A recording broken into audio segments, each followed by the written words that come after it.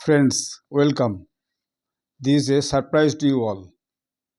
From now onwards, I will prepare a video almost on the same content in English.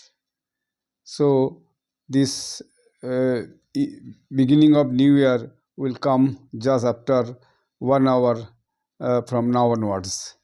So, today I will recap the geopolitical events for the year 2004 in very brief.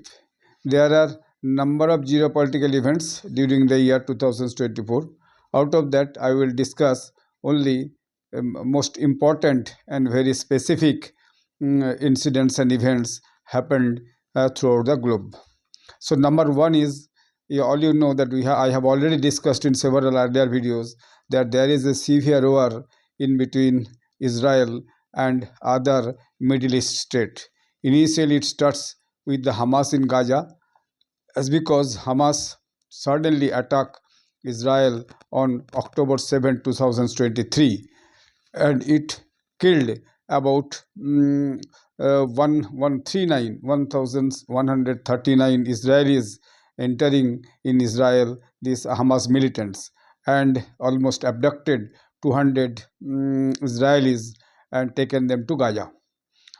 From the very next day, almost Israel started attacking Gaza and these Hamas leaders, and they have decided to even finish Gaza. And till date, it's about 1 year and half month, 6 months, 3 months, and this war has been continuing, and Gaza is almost ruined.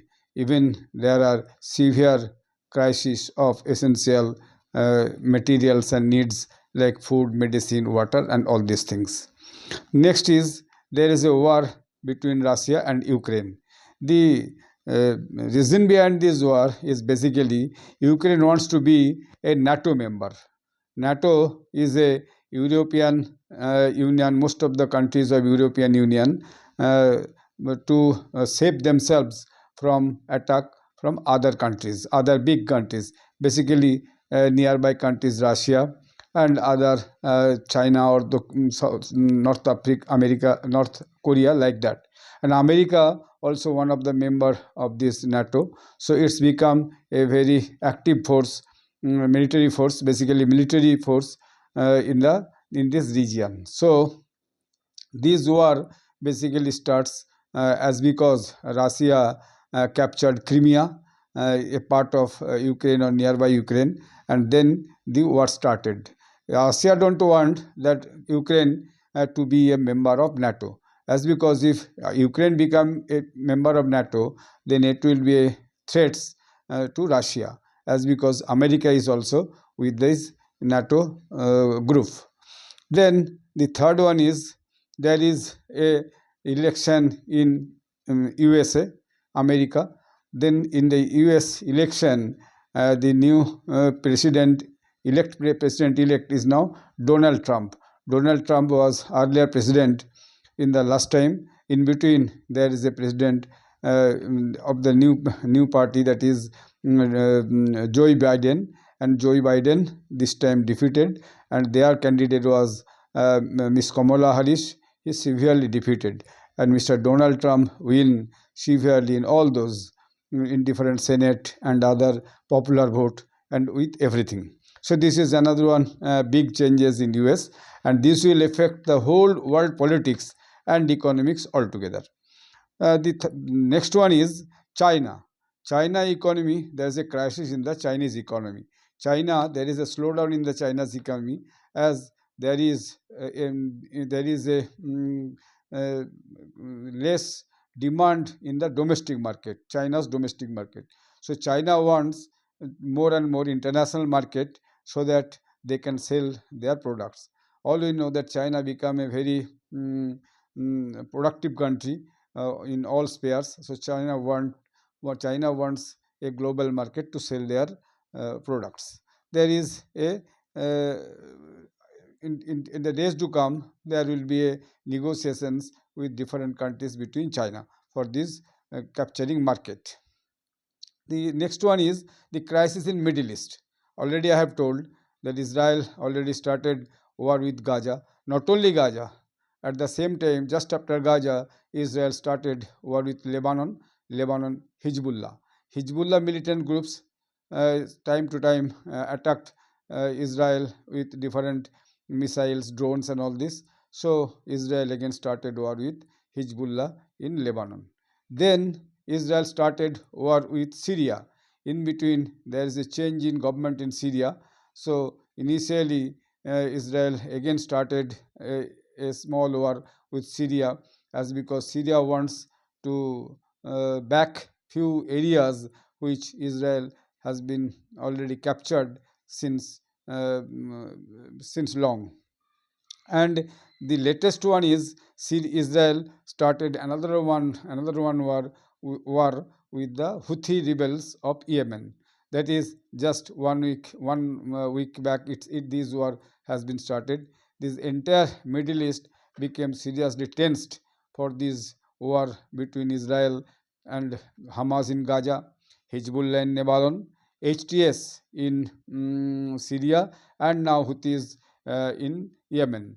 So there is a huge tension in the Middle East, and Iran is basically backed all those rebels, these in Gaza, to Hamas in Gaza and Hezbollah in Lebanon and HTS in Syria and Houthis in Yemen. So this crisis basically uh, backed by Iran, and there are very recently there are equations are changing. So this is the situation will be changed very fast in the days to come too. And the next one is the fall of Assad regime in Syria. This is linked with Syrian new government. So Mr. Assad and his family has been ruling this Syria since last 50 years above. And though they are ruling in the 80% of the country, as 20% already 20 above 20% and 20 above area 20 above percent area already went to the rebels since long. So then there are several rebel groups, and this time all those rebel groups became united and fight against Assad regime, and they won, and they already captured the power, and Mr. Gilani became the present head therein, and they started a new government there. The next one is this South Korea. The South Korean president imposed martial law in the country that create a huge controversy in the country, and the member of parliaments objected it, and they started impeachment. So there is a huge crisis. Though later on the president who imposed martial law, he revoked that martial law, but that has not been very much comfortable to the elected member of the parliaments. They started impeaching them, and there is a serious crisis therein, and that to be solved in the days to come. Maybe there will be new election or new selection of president, like that. And then next one is the crisis in Bangladesh. All you know that Bangladesh, the regime in Bangladesh already been changed. Mrs. Sheikh Hasina has been ousted on 5th August from Bangladesh by a rebel group of students, by protesters of students, and backed by the BNP, the opposition party in Bangladesh, and Jamaat, the fundamentalist group in Bangladesh. They altogether ousted Sheikh Hasina. All on a sudden, Sheikh Hasina left country with a military aircraft and reached to India, and she is now still in India. In between, Mr. Yunus, once a Nobel laureate, who was got Nobel due to his microfinance achievement, now became he was in abroad. He became returned back to Bangladesh, and now taken charge of Bangladesh. But after taking charge, Mr. Yunus, the Bangladesh condition is seriously deteriorating on different levels. First, there was huge atrocities on minorities, basically Hindus, Buddhists, and Christians. At the same time, there was huge increase of increase of costs of livelihood like rice, dal, onion, and everything. And the third one is the production has been severely deteriorated, and a catastrophic situation already created in Bangladesh. So, Mr. Yunus unable to solve any problem in Bangladesh, and the crisis erupted on a day-to-day basis. And there are huge crises in other states. There is an anti-incumbency in different states like Canada, like UK, like France, and Poland, Argentina, and huge anti-incumbency against the government. And there are huge elections also will be held very nearby, other than UK. And hopefully, the present regime, present presidents or prime ministers will be changed in the days to come, as there are opinion polls stated in different countries that there will be change in those countries. Now, now we come to Africa. In Africa, there is a serious civil war in Sudan, and there is a huge tension between Rwanda and Congo, and other the basic crisis in Africa is basically severe food crisis, and the people not even get regular adequate food to eat or nutritious food to eat. A huge food crisis in entire South Africa, African countries. And there is a there in Africa there is a Sahel region. The Sahel region is basically with six countries. This is Senegal, Burkina Faso, Niger, Chad, Sudan, Nigeria. All these countries very recently it found that there is a huge increase of Islamic militants, and there is a huge violence of Islamic militants in different countries. And this violence has been against other ethnic groups and other religious groups by the militants, and there are huge problems in all those countries. And we should not left Pakistan. Pakistan is now in a very severe crisis. Very recently, in the last week, Pakistan, there is a war already started between Pakistan and Afghanistan. Pakistan having its own problem with its own rebels, with TTP, Tehrik-i-Taliban Pakistan on the Afghanistan side, and this BLA, Balochistan Liberation Army, on the Iran side. So, in the last week, in this current week, Pakistan faced a severe crisis in the Durand Line border. Last Thursday, Pakistan bombarded in Afghanistan's Barmal district to destroy the TTP terrorist camps. But Afghanistan claimed that it actually bombed on the civilians. About 46 people died, including women and children also. In respect of that, Afghanistan initially told that we will take revenge of it.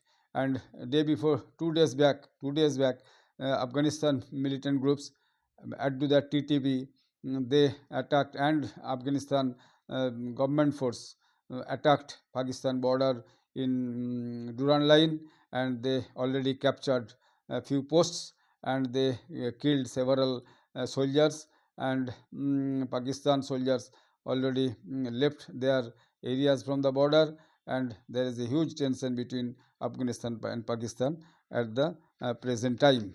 So this is other one news is in Africa, just a country Mozambique, just nearby South Africa, just upper to the South Africa, and there is a huge youth protest since last 1 year, and the present government already shows win vote, and their court also declared the present government as elected government, but there is a huge unrest and youth protests in Mozambique. So this is another one problem in Mozambique.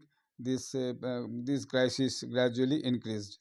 We should not left the basic facts and events in India too, in this geopolitics. In India, there is an parliament election in last April to June, and in this parliament election, the NDA win with its allies, and Mr. Narendra Modi again become the prime minister for the third time. After that, there are two phases of assembly elections also. One is Jharkhand and Maharashtra, and other one is Haryana and Jammu Kashmir. In Maharashtra, NDA win heavily. In Jharkhand, Congress-led coalition and Jharkhand Mukti Morcha win therein, and in Kashmir, the Congress and this Omar Abdullah National Conference party own, and Omar Abdullah became the chief minister. And in Haryana, BJP have a huge victory and they form the government. This is the this geopolitical conditions and events during the 2024 when we want to look back for the 2024. This is in brief. So I will try to prepare such a video each day, basically with same content, one in English and one in Bengali. I have number of friends in South India, in Tamil Nadu, in Kerala, in Pondicherry, in Karnataka. As I have studied in Annamala University, my second post graduation, so I have a list of number of friends. So they want that I prepared video on English also, so that they can listen my voice in English and understand a bit. So that is the basic purpose for preparation of this video in English. This is just beginning. Maybe there will be some error at the beginning, and when I start on a regular basis, it will definitely improve in the days to come. Thank you for listening. All the best.